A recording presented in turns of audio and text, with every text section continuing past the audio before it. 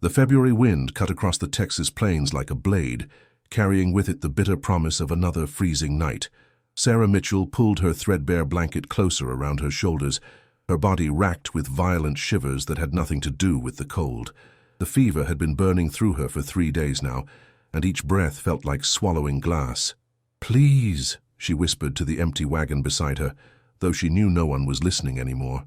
The canvas cover flapped violently in the wind, the only sound besides her labored breathing and the distant howl of coyotes. 6 hours ago, the wagon train had made its decision.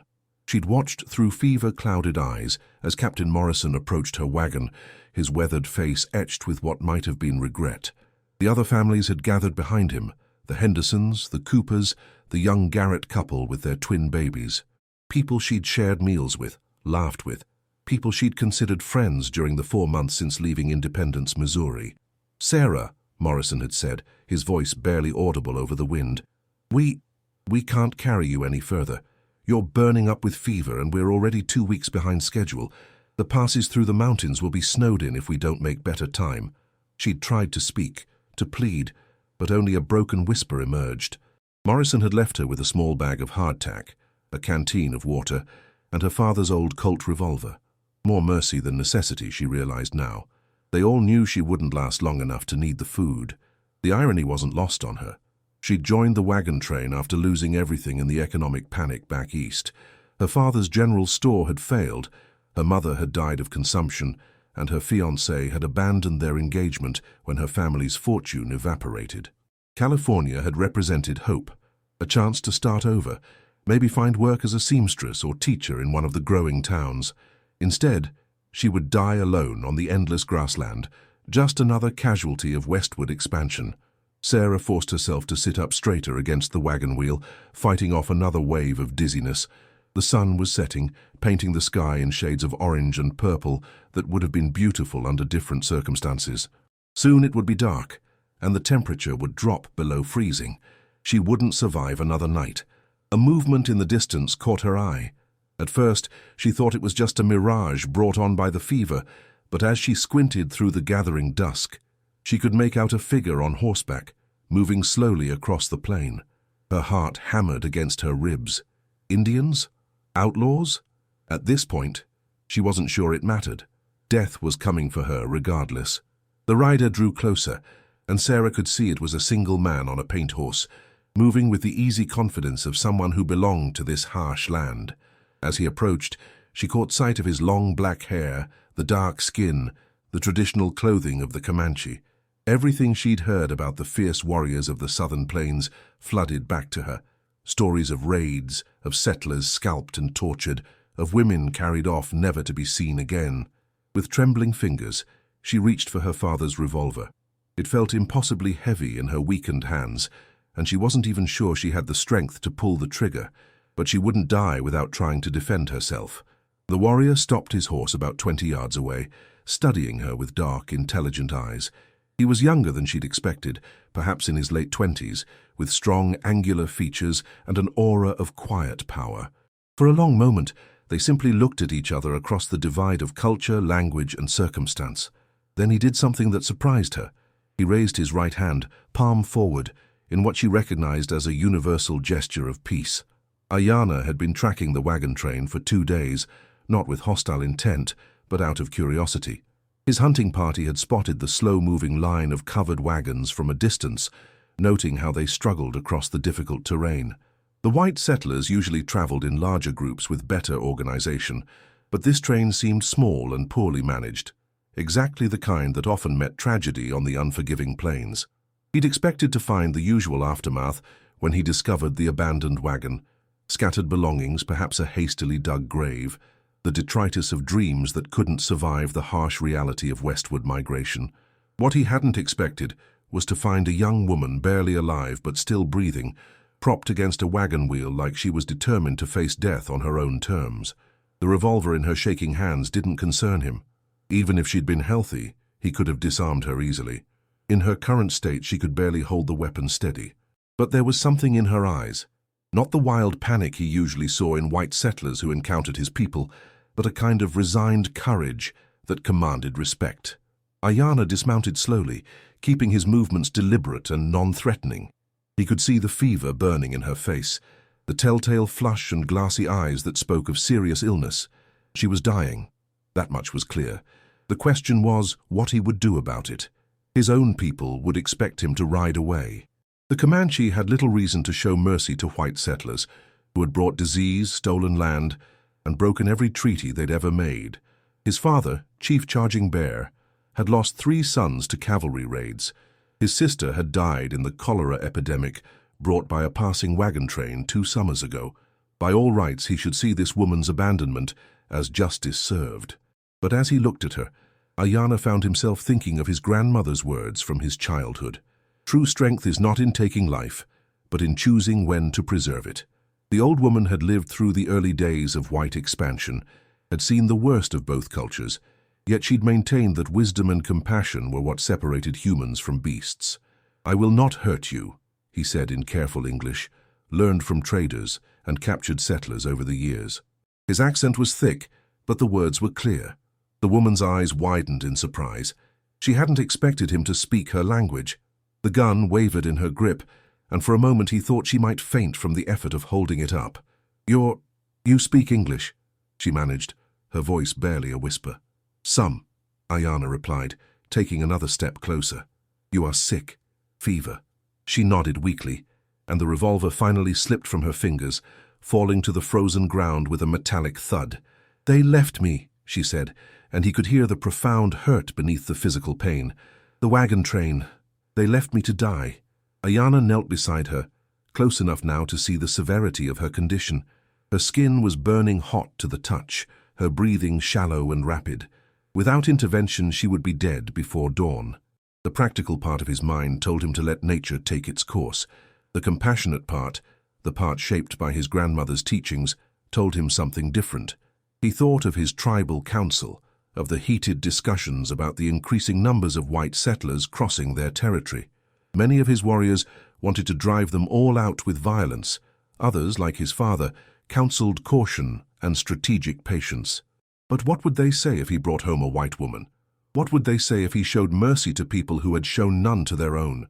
The woman, she couldn't be more than 22 or 23, looked up at him with eyes that held no hatred, only exhaustion and resignation. In that moment, Ayana made his choice.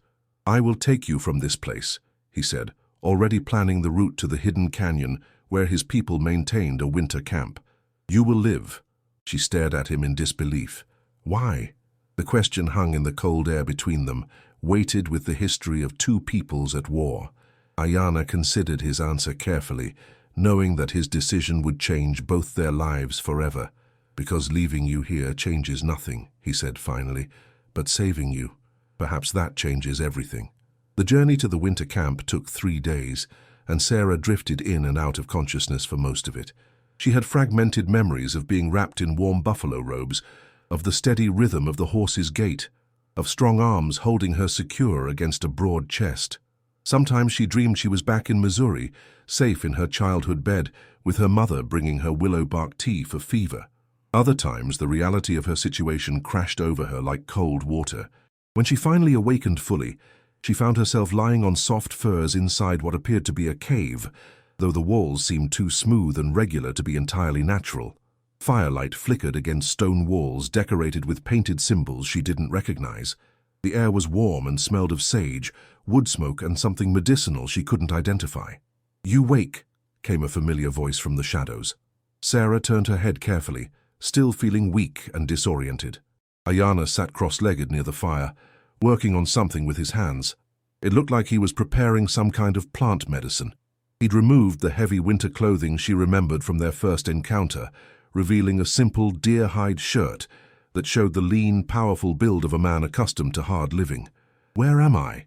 she asked, surprised at how much stronger her voice sounded. "Hidden Canyon. My people call it Place of Healing Waters." He gestured toward the back of the cave, where she could hear the faint sound of running water. "Hot springs.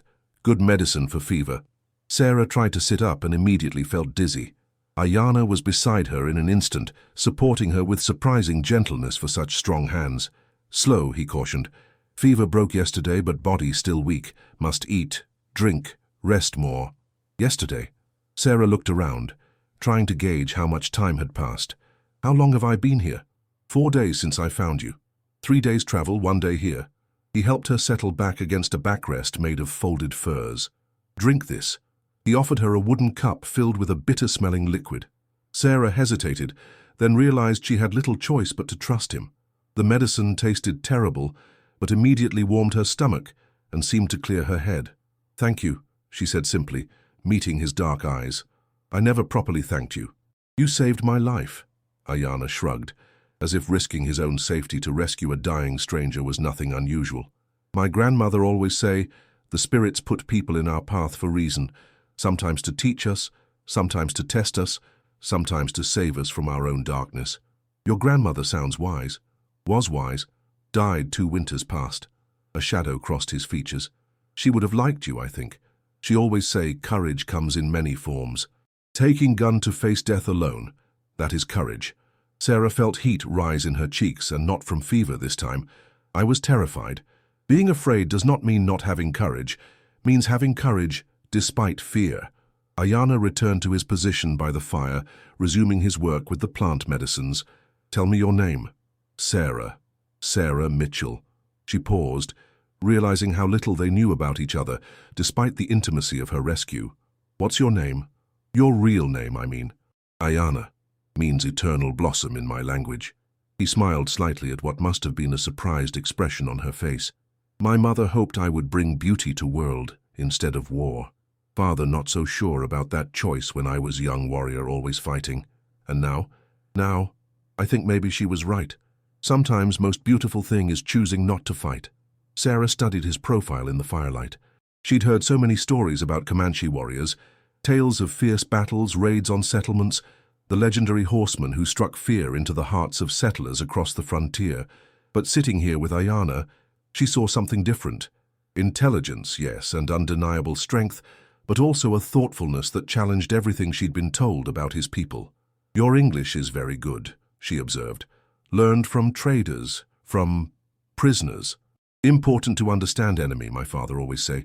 He glanced at her, though maybe enemy is wrong word now.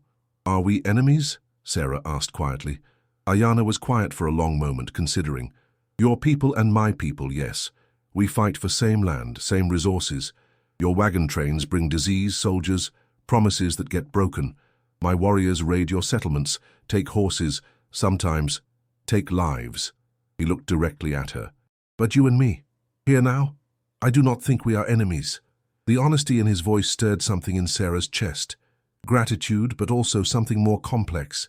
Here was a man who had every reason to hate people like her, yet he'd risked everything to save her life.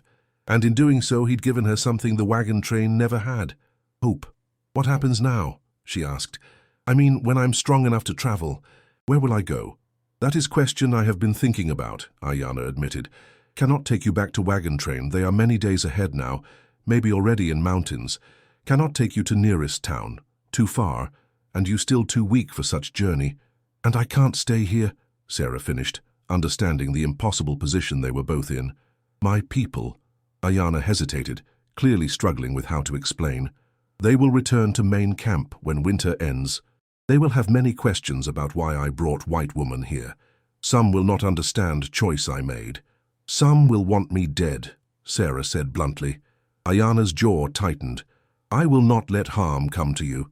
But yes, there will be those who see you as enemy no matter what I say." Sarah absorbed this information, feeling the weight of her situation settling around her like a heavy blanket. She was alive, but trapped between 2 worlds that had no place for her. The realization should have terrified her, but instead she felt a strange sense of clarity. "Then we have a problem to solve together," she said. Over the next week, as Sarah's strength gradually returned, she began to understand the delicate balance of Ayana's situation.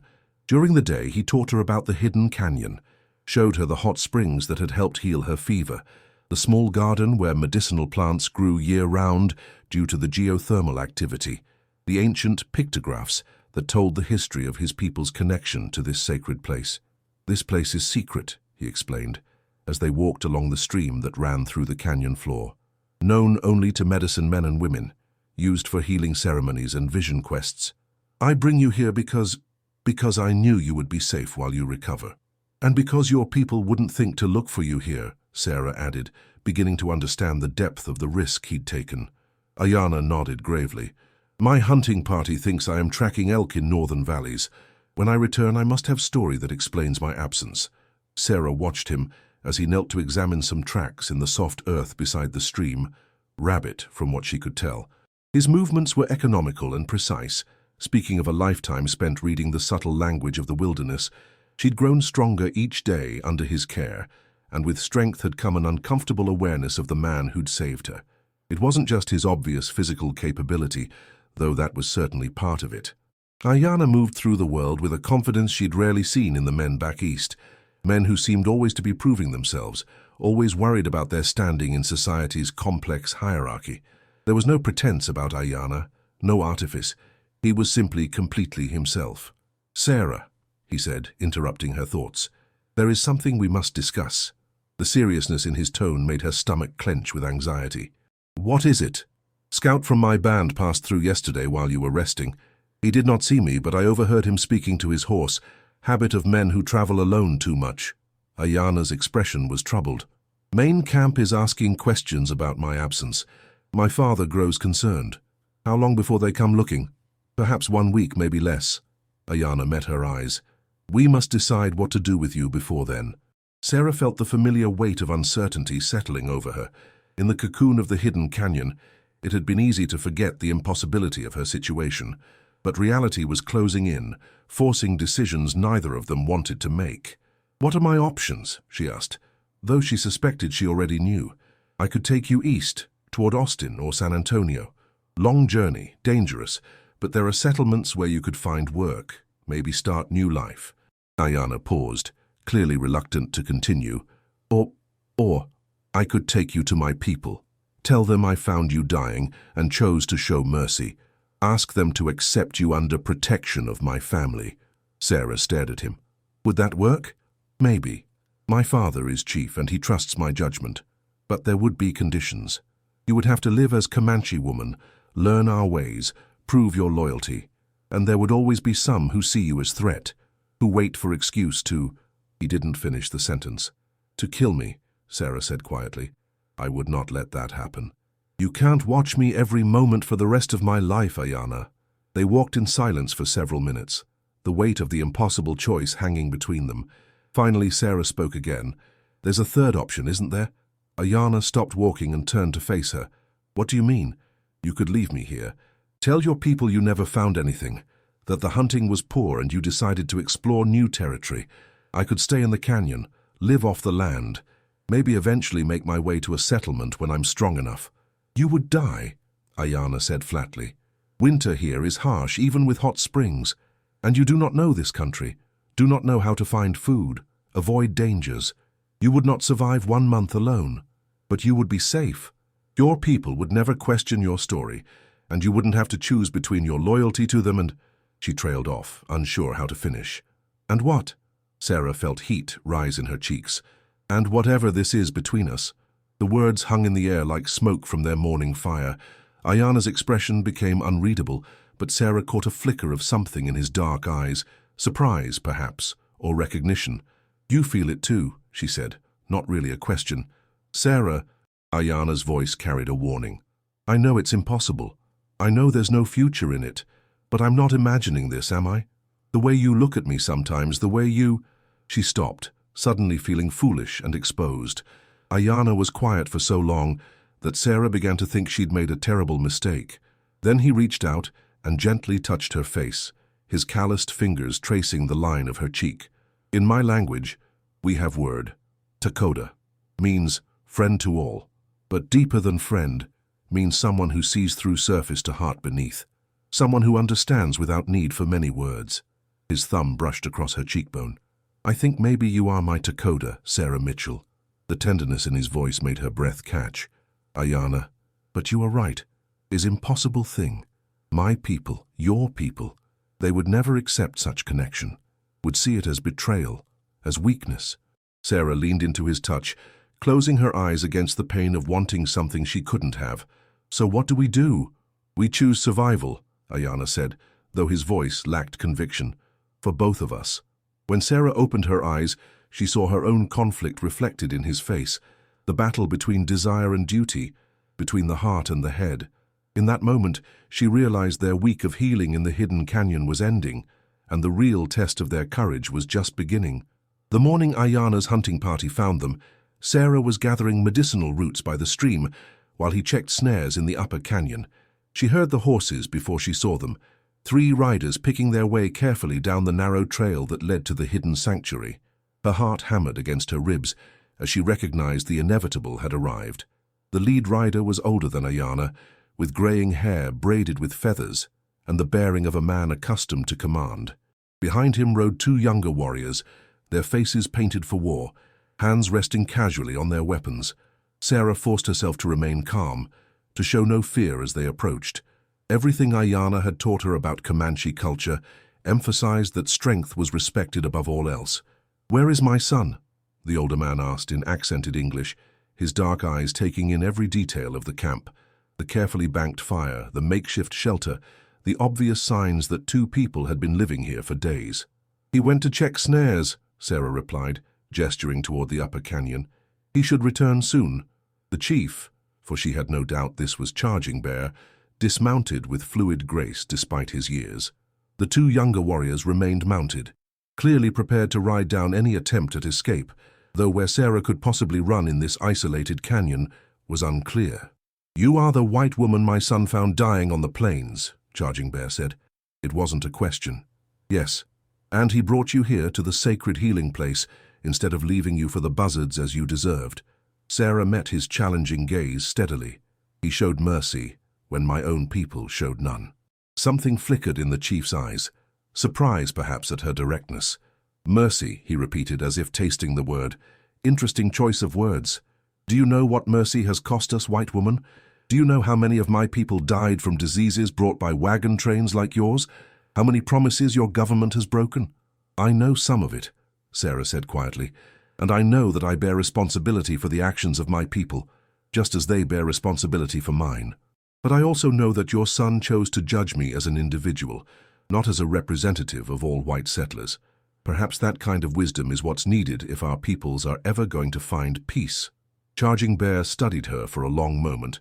"You speak boldly for a woman who owes her life to Comanche generosity." "I speak truthfully. Ayana saved my life, and I'm grateful, but I won't dishonor his gift by cowering or begging." A sound of approaching footsteps made them all turn. Ayana appeared at the mouth of the upper trail, moving with the alertness of a man who'd sensed trouble. His eyes quickly took in the scene: his father, the 2 warriors, Sarah standing straight and unafraid beside the stream. Sarah saw the exact moment when he understood that their time of sanctuary was over. "Father," he said, walking calmly into the camp, despite the obvious tension, "you are far from the main camp. As are you, my son, much farther than elk hunting would require." Charging Bear's voice carried disappointment along with authority. "Care to explain why you've been living in the sacred canyon with this white woman?" Ayana moved to stand beside Sarah, not quite touching her, but close enough to make his protective stance clear. "I found her abandoned by her own people, burning with fever. I brought her here to heal." "Why not let her die? It would have been easier, safer." "Because—" Ayana hesitated, and Sarah could see him weighing his words carefully. "Because I remembered grandmother's teachings about the responsibility that comes with power. We had the power to let her die or to save her. Choosing death would have been easy, but it would have made us smaller. And choosing to risk the safety of our people for one white woman makes us larger?" One of the younger warriors interjected harshly. "Makes us wiser?" "It makes us human," Ayana replied simply. Charging Bear was quiet for several minutes, his weathered face revealing nothing of his thoughts. Finally he spoke. "The woman has recovered her health." "Yes, father." "Then it is time for decisions." The chief turned to Sarah. "What is your name, white woman?" "Sarah Mitchell." "Sarah Mitchell, you have been shown great mercy by my son, but mercy has limits, and you cannot remain here. You are a danger to my people simply by existing among us. So I offer you choice. I can have you taken to the edge of our territory and released to find your own way to white settlements, or—" He paused, his expression becoming even more serious. "Or you can be adopted into our tribe, become Comanche woman, live by our laws and customs for remainder of your life. Sarah felt the weight of the moment settling around her like a stone. Both choices were fraught with danger. Being released alone into the wilderness was essentially a death sentence, but joining the tribe would mean giving up any hope of returning to her former life. "If I choose adoption," she said carefully, "what would that mean exactly?" "You would become daughter of my family, sister to Ayana. You would learn our ways, speak our language, contribute to welfare of tribe. You would be protected, but you would also be watched. Any sign of betrayal, any attempt to lead soldiers to our camps, and you would die quickly." Sarah glanced at Ayana, seeing the tension in his face. Being adopted as his sister would make any romantic relationship between them impossible, a taboo that could mean death for both of them, but it would also give her the best chance of survival and integration into the tribe. "I understand," she said, "and if you choose to be released, then I'll take my chances in the wilderness." Charging Bear nodded slowly. "Both paths require courage. Choose wisely." Sarah closed her eyes, thinking of the wagon train that had abandoned her, the life in Missouri that had crumbled to nothing, the impossible love that had grown between her and the warrior who'd saved her life. When she opened her eyes, her decision was clear. "I choose adoption," she said firmly. "I choose to become Comanche." Ayana's face showed relief, mixed with something that might have been loss. They both understood what this choice meant: safety and acceptance, but at the cost of the connection that had developed between them. "So be it," Charging Bear said, "but first you must prove your commitment. You will come with us to the main camp, where you will be tested by the Tribal Council and the Women's Society. If you pass these tests, if you show that you can truly live as one of us, then you will be welcomed as daughter and sister." Sarah nodded, accepting the challenge. As they prepared to leave the hidden canyon that had been her sanctuary, she caught Ayana's eye. In that brief glance they shared the understanding that their time alone together was ending. But something precious had been born from their impossible situation, a bridge of understanding between two worlds built on courage, compassion, and sacrifice. The real test of that bridge would come in the days ahead, as Sarah faced the challenge of proving she could truly cross from one life to another.